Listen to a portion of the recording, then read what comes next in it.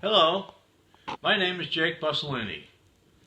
I'm retired from my former position as Senior Vice President of the Grumman Corporation, where I spent a good portion of my career in association with other engineers and scientists who dedicated much of their careers to designing and building the lunar module, the vehicle that performed its miracle of getting the astronauts to the moon and back to Earth again.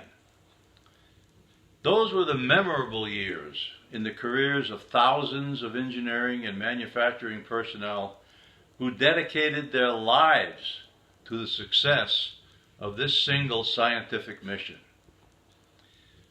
On that memorable day in 1969, the entire world watched and listened as Neil Armstrong set foot on the lunar surface. And for those of us who were fortunate enough to have been associated with this challenging program, the event represented the peak of every one of our careers. President Kennedy knew that the challenge that he presented to the scientific community would pull the entire nation together in a way that none of us could have imagined.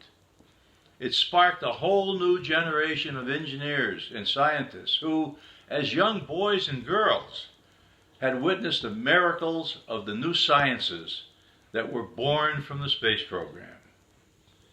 And yet today, there are still folks, young and old, who believe that the lunar landing was a hoax perpetrated on the American people. Despite the thousands of spin-offs from the space program that have improved the lives of literally every human being on Earth, those naysayers will not accept that the impossible can be achieved by a group of dedicated people who believe in what they have been challenged to accomplish.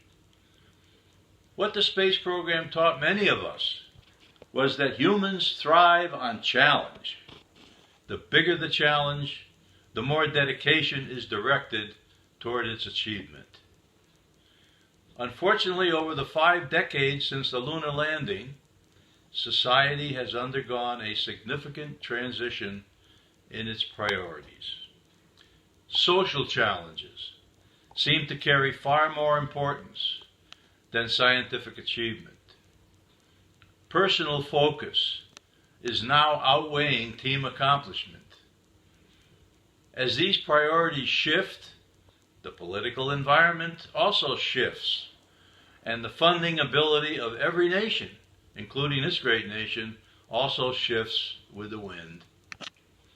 Despite these changes, history has proven, and I believe it will prove again in the future, that if we can continue to encourage our young population to work together on scientific projects that have significance and human benefit, we will continue to lead the world in scientific achievement. Programs of communication such as this program this week will go a long way toward creating the interest needed to spark a new scientific revolution.